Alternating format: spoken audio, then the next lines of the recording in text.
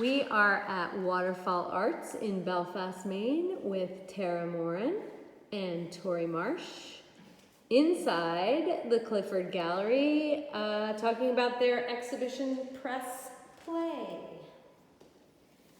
Hello. Hi, Amy. Hi, Tara. Hi, Tori. I just thought it would be fun. I'm going to be off camera, so this is probably going to be weird when people watch it, but I know people really wanted to hear more about this exhibition and your thoughts about play and making, and people love a little behind the scenes, so I'm calling this the peek behind the wizard's curtain. Oh yeah, cool. Let's do it. So let's do it. So my first question for you two is, what are your favorite childhood memories of playing? Sure. There are two things that I often reference when I talk about like memories of play and collecting, because I think those two things for me are really connected. And the first is my mom was the 80s. I'm an 80s baby. And was really into scroll saw cutting and toll painting. I don't know if anyone else's moms did that, but it was like there was this kind of like colonial aesthetic that was very popular in the 90s. And so it was like cutting out figurines and animals and little wagons and things like that. And she would give me the offcuts of her work. So all these like abstract shapes that were the negative shapes that were left over from the scroll saw. And I would paint them into whatever I imagined that they looked like to me. And so that exercise I think is still like really comes out in my work a lot, which is just trying to like see the image within the shapes or the abstract composition.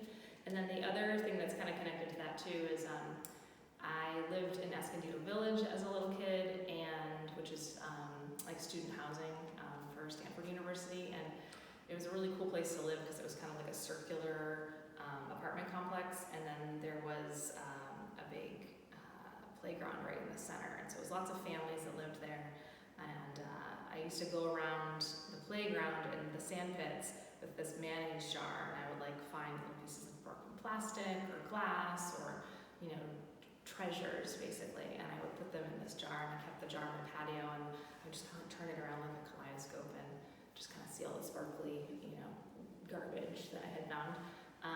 But for me, that was treasure. So those are like two things that are very like tactile memories that I think connect to my practice that are also very play oriented. Very. Sorry. Well, as a fellow 80s and 90s child, animals, all the time. Specifically, like when you watch children's movies, there are these like crazy anthropomorphic family dynamics. So there's a lot of anthropomorphism right there. But I also grew up in the wilds of New Jersey. There are wilds in New Jersey. It is the Garden State. Viewers, there are wilds in New Jersey. I grew up in Western New Jersey, and so nature is a huge part of it. Being around animals, being around. We live in farmland. And just being able to be like really free with like just making and running and being, and we live next to a brook, so that's a big part of it. But yeah, so animals and the anthropomorphism and just watching all those movies that we all watched as kids. And then another mom thing, my mom was an avid sewer, so all Halloween costumes were made for us. And just always just making something for us. So like Little House on the Prairie, even though that hasn't aged well, those dresses, dog costumes, and just everything. And my practice, I like to say, is actually the reason I like to sew or wanted to start sewing is because of regret. My mom died halfway through my senior year of high school, and I never learned. I carried her Husqvarna sewing machine. It was broken. It never got fixed, but I carried it all through like my young adulthood. So that's like a big influence of why I sew or got into embroidery. And then punch needle is through my mom and like kind of that missing of that person. Yeah. Nostalgia. Yeah. Nostalgia and grief.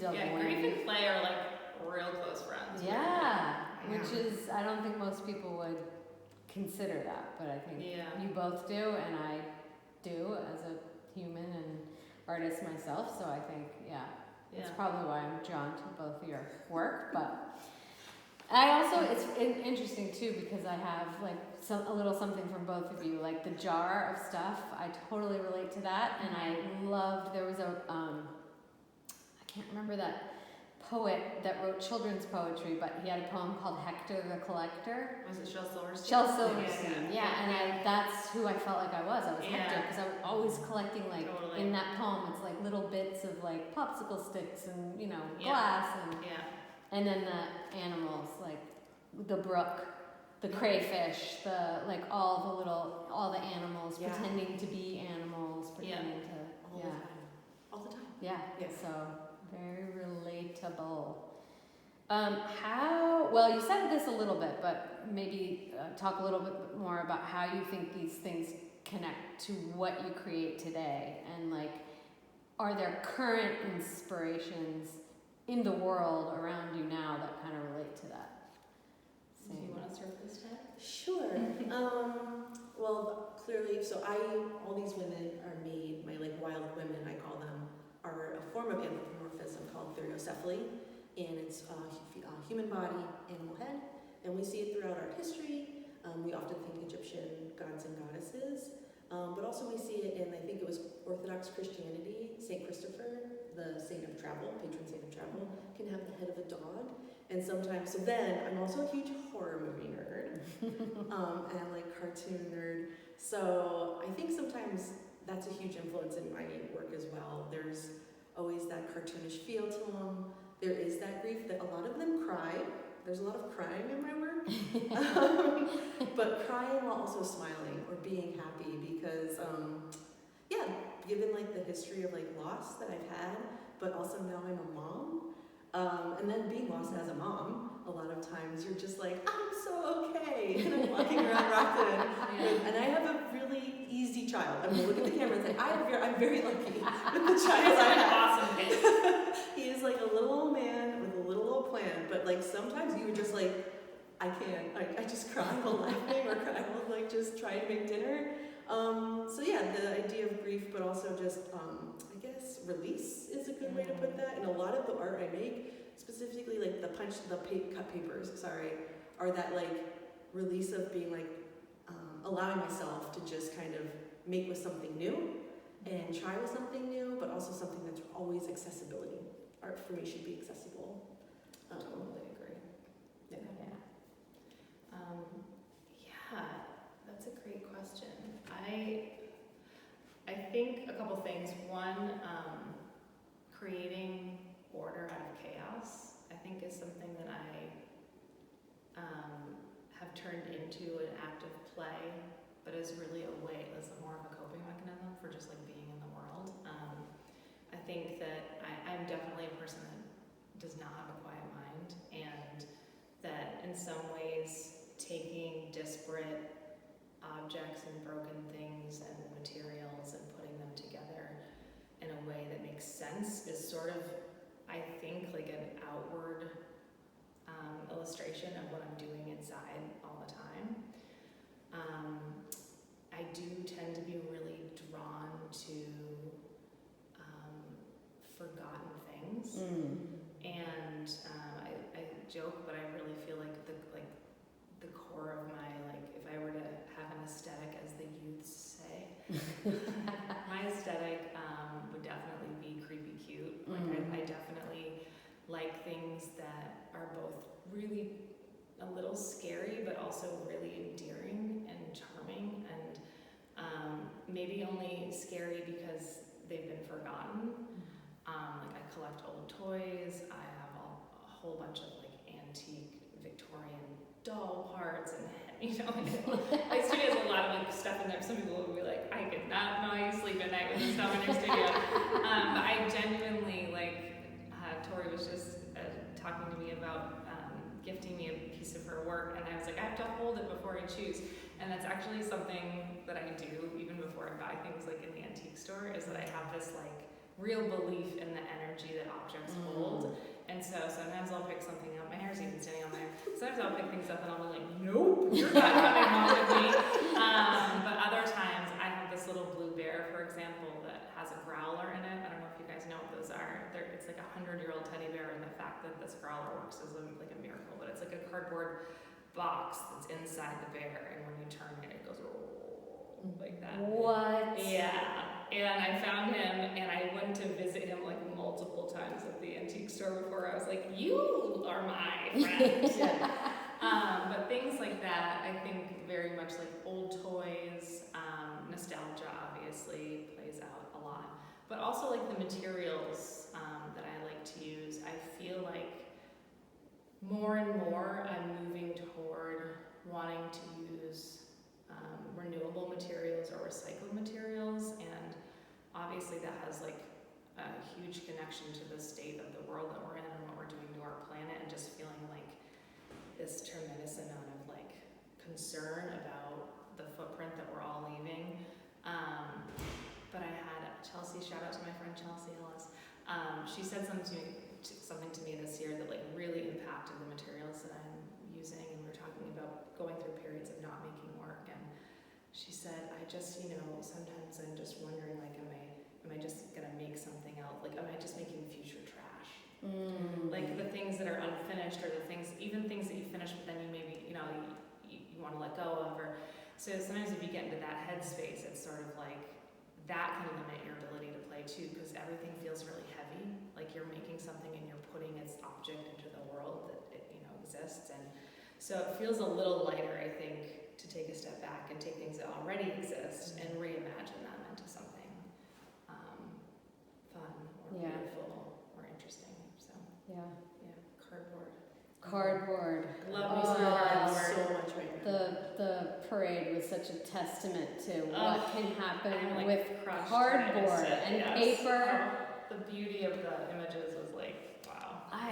People do. Yeah, it's wild. And I'm so excited to, like, that we had this show to provide the inspiration for that parade that will then become an annual thing, and doing parade builds going forward, and like thinking about how many people are going to just start using tons of recycled materials to make really incredible things. And I've had the experience of going to Bread and Puppet in Vermont and seeing their puppet library and the things that people made, 30, 40 years ago. Yeah.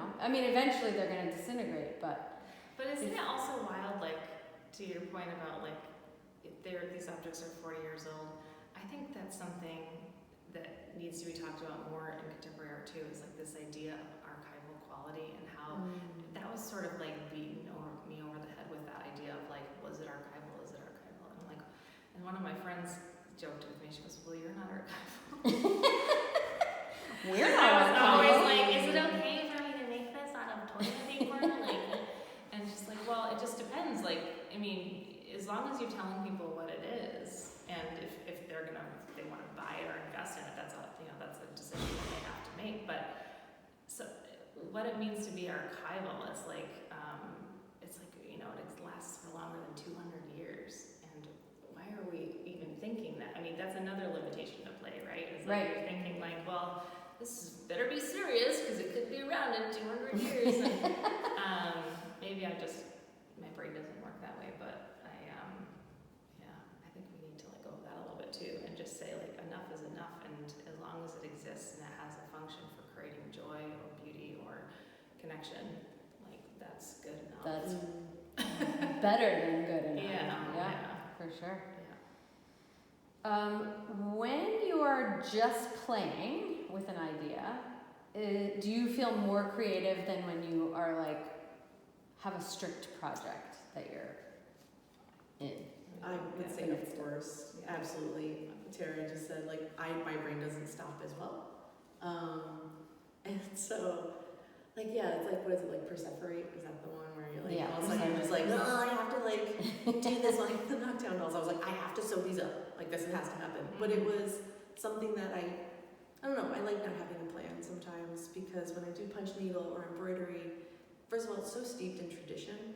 And so I feel like I I take it in a different direction already by bringing it to maybe a more contemporary realm, by making it kind of weird and funky and, like you said, creepy cute. But yeah, sometimes then I have to like stop, because I'll just stop making if I just do one thing. So like then it was like cut paper.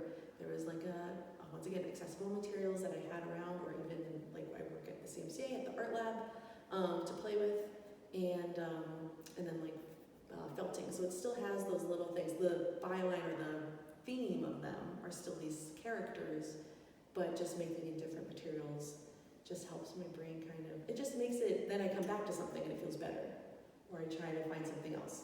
Because then I was sewing and I sewed these like quilted like figures and I was like, oh, I really like these. And so now I'll move into that. So yeah, it's just the way my brain needs that break, I think I would say. And I observe, at least when in your process, that it seems like everything you're doing is always feeding back into everything else. Yeah. So it's just this kind of like self-sustaining ecosystem. Yeah, I mean, when you and I first talked to Amy about this show, and the person I immediately wanted to work with was Tori, I mean, obviously she's an amazing human and super talented, but also I think our practices are very similar in that way, and in part because we both are educators too. I think we both have a facility with a lot of different media, and you know, some people might say, well, jack of all trades, master of none, or something, like it's better to, you know, I had this feeling when I was going through my art program, like you really needed to pick something, and that needed to be your identity, like you're a painter, or you're a sculptor, or you're a printmaker, and I really struggled with that for a long time, and it's only within the last maybe 5 years that I'm just like, actually, my strength is in the diversity of what I can bring to the table, and so knowing that Tori works that way too, was like a huge, exciting prospect, because I was like, we're gonna make some weird stuff, and it's not gonna all be in the same wheelhouse, you know, it's gonna be a variety of different things. Yeah. But yeah, I think the question that you started with about play versus a serious project, I think what Tori said I really connect with in terms of having to like constantly shift gears so you don't stagnate. To maintain this sense of play. I don't know that I always am doing it mindfully or intentionally, maybe a little bit more so recently, because for the first time ever, I'm like really in the last few years like making real plans, and I think that's because I'm making bigger bodies of work and showing bigger bodies of work together, and so I want there to be a narrative or cohesiveness, and so that kind of requires that you have some structure, which does not come intuitively or naturally for me at all. But as a result of that, I do think having multiple things going on at the same time so you can shift gears, and everything always kind of feels, for me at least, like everything feels like it's kind of in the experimental phase until it's done. It's very rare that I have like something where I'm like, this is what I'm going to execute and it's going to look like this. Right.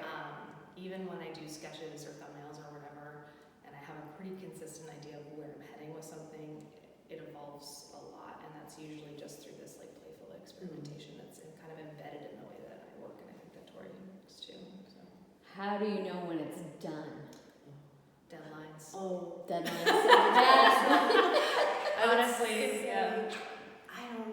Well, for Punch Needle, it's filled in. It's filled in. It's filled Right. in. So there's some I things that have a filled- parameter Yes. that Yeah. calls it done. Deadlines, but mostly like certain things I work with, they're just filled in. But also I love the idea of making a serious work. I like do not consider myself a serious person very much, and I think that helps to just make the work I make, because I'm like, oh, when I love it when I can make something and I'm like, this is so dumb, this is so ridiculous. Because yeah, the world is so dumb and ridiculous in bad ways sometimes that you just gotta bring joy to yourself, and yeah. So I think I enjoy both of our work together so much too. Yeah, and I think like what you just said really resonated with me, because I think the world is really messed up, and I think that some people use their art practice as a way to dissect that and to inspect it and reflect on things in a really sort of like zoomed in way, and I think other people are just sort of like commenting on the surreal absurdity of it all. And I actually think that that's more kind of what we do, is like, it's not escapism and it's not ignoring the fact that things are totally deranged, I guess. It's so much as it's almost saying like, I see this and we all have to have tools to survive this world and to be in this crazy world. And I think, at least for me, like, play is very serious, and that it's a therapeutic practice, and it's also a way for me to gently investigate pain and things that are really difficult.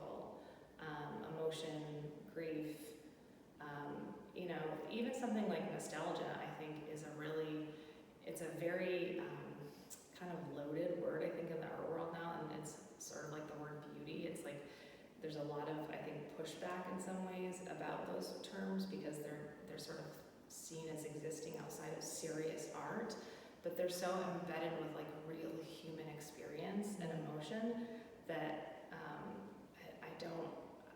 I see them as being like really valuable sort of things to explore. Yeah, I don't know, I'm a little sideways there, but there's a lot. Everything is like so interconnected that I think sometimes it's hard to sort of like pin down exactly what's happening. But I think what I like about your work so much is that aspect where you're tackling subjects that are hard, like the grief around your mom, the things that we're all experiencing in the world, even nostalgia I feel as grief sometimes, you know, like a grief for like a childhood that's over, that is never going to come back because we're not kids anymore. There's a grief in that. But I like the way you play so much with color and subject matter, and like the creepy cute or the silly or the funny that allows people to investigate it maybe in themselves or to like feel it, but without being like sobbing on the floor of the gallery, you know, or, you know, because there's places for that too, right? There's plenty of places where we can get in touch with those emotions in a way that isn't playful. But I like that they're here in the room with us, and you're not trying to hide it, but you're also, you know, using play and using the color and the subject matter to kind of take some of that pain and divert it in a way that feels healthy. Yeah. And I don't know about like it always being coming from that place. Certainly sometimes I think that it's a way to avoid avoid being mired in negative feelings, but also I had a really great conversation with Maya at the opening that really touched me, and that I've reflected on many times about her perception of this as like leaning into creating things for your own pleasure. Yeah. And that idea of just like allowing yourself pleasure and joy is something I think, especially for women, that is something we're always kind of struggling with, at least in my generation. I feel like allowing yourself space and time, and just to be an artist, to make things that might not even necessarily have a place or a purpose, but that are really just an exercise for you to know thyself, kind of. Yeah. And to get out of the mindset of like that's only a privileged thing, and that you're actually allowed to have that space and time. Yeah, and you're allowed to have fun. You're allowed to have fun. I love what Tori said before about like you crack yourself up. Yeah. You know, you make something and then you're like, this is hilarious and silly and weird. And, Well, it's just, there's like a hierarchy of like the way that we should be doing things as adults, quote unquote. And so being silly or playing, we are like, that is very low on that like parts and needs, where it's like the everyday. So if you just like carve that little moment out for yourself between, like, let me say, when you carve it out at hockey practice, because I'm a hockey mom, of just like making pom-poms, and these people are like, what is that lady doing? And you teach, but then of course I'm an educator, I'm like, do you know how to make pom-poms? And I'm teaching everyone how to make pom-poms. pom-poms. Everybody on the bench is making pom-poms. They're like, we're not crafting. I was like, you're fine. Like, we can do this. Yeah. There was one question that I feel like you just kind of hit the nail on that of just like, when I was thinking about it, actually made me like grumpy, the one question of like, what was it, if it's necessary? It's plain necessary. It's plain necessary, yeah. It's so necessary.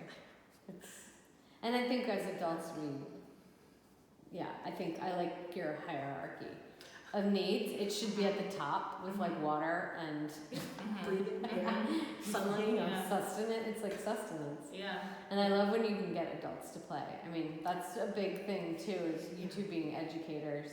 And not just educators of children, but also educators of adults, because the adults who are willing and able, because, sometimes there is definitely a privilege in just even having the time to be able to give yourself time to play and to make art, and it's just so crucial. Yeah. And I think it's becoming more and more crucial in this world. Yes.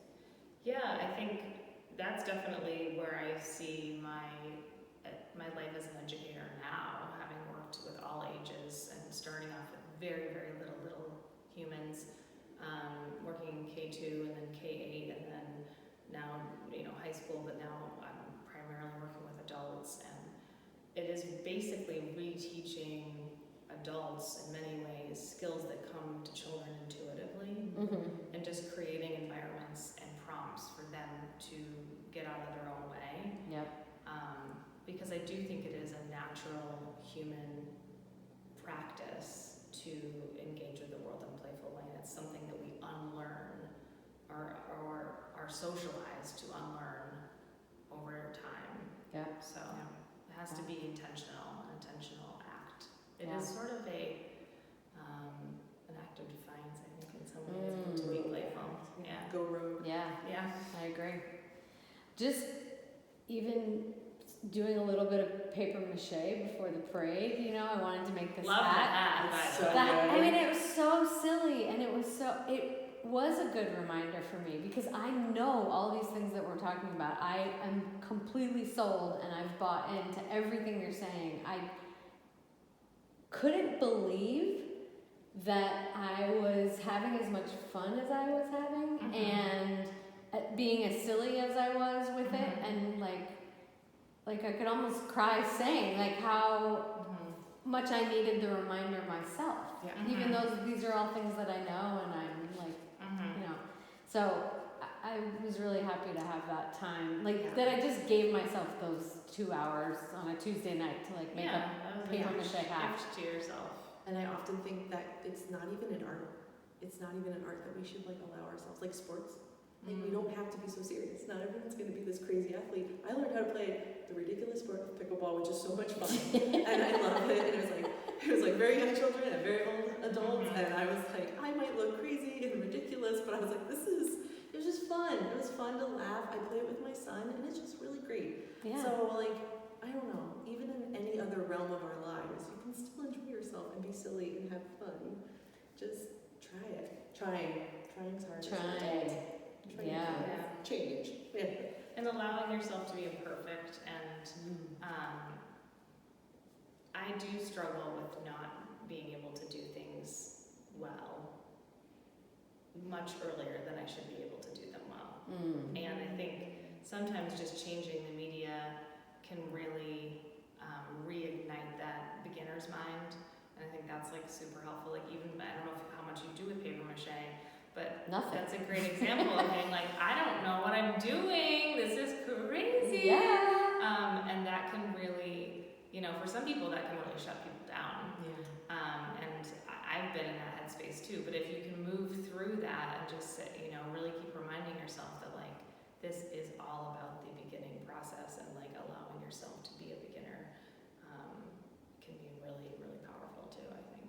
Yeah, and it wasn't precious. I mean, it was just like, oh, we're just making this hat, and if it doesn't work, it doesn't work, whatever. Right, but also then I think now when I'm out in the world, even like Saturday at the Radical Reuse Festival, seeing Alex's paper mache bracelets, and I was like, oh, all these, and you're wearing paper mache necklaces, earrings right now, so it's just like, these other ways that I could even bring this into my life that are smaller than a hat, which is kind of bearing, like, where the hell am I going to wear that besides a It's purse? like another tool in your art toolkit. Yeah. Exactly. Yeah. Exactly. Yeah. So super fun. One more question, because I don't want to keep you or our audience too long, but what is next, either in terms of materials or subject matter, or what are you going to play with next? Is there anything you can share?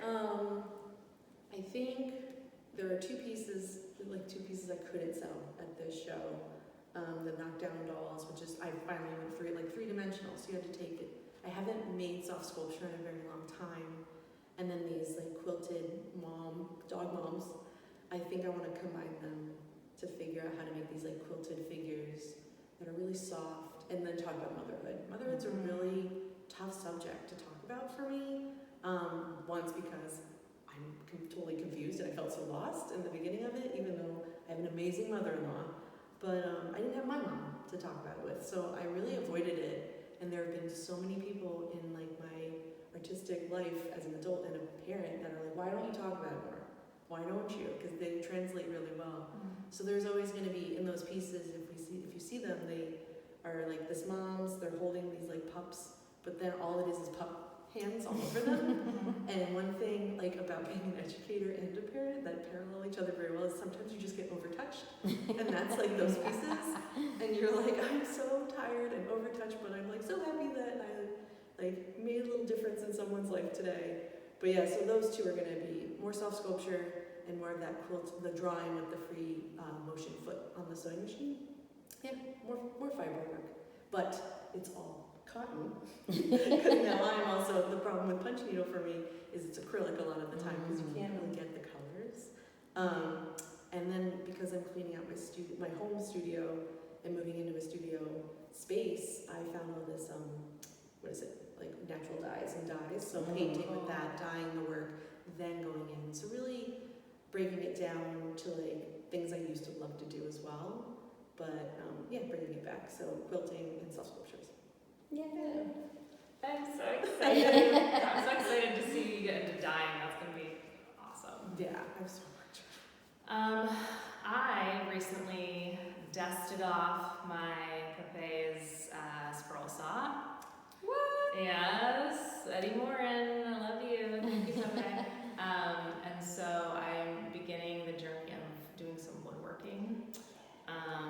And I kind of was dipping my toe into sculpture in this show, and I've completely become obsessed with making sculpture and 3-dimensional work and relief sculpture. Even the paintings that I'm making now, I'm like covering the canvases with paper mache, or I'm changing the surface of the surface texture of the substrate. So I want everything to have this like tactility to it. So I am currently beginning a big body of work that will be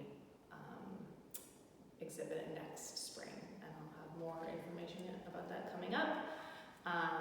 But I'm gonna really have my head down for the next 8 months, making a whole lot of different things, but they will all be sort of in some way connected to this theme of sort of found shapes and this childhood memory of working with my mom in the shop.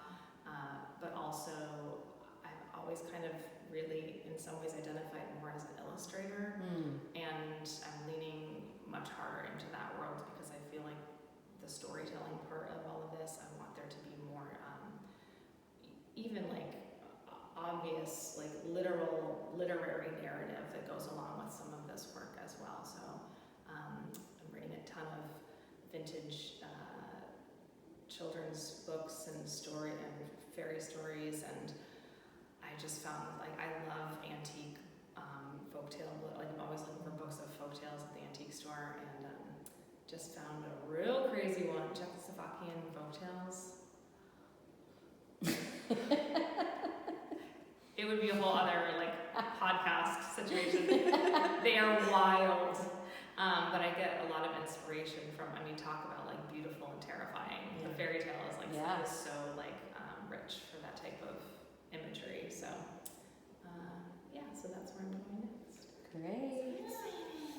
Exciting. Well, thank you for being here, and thank you for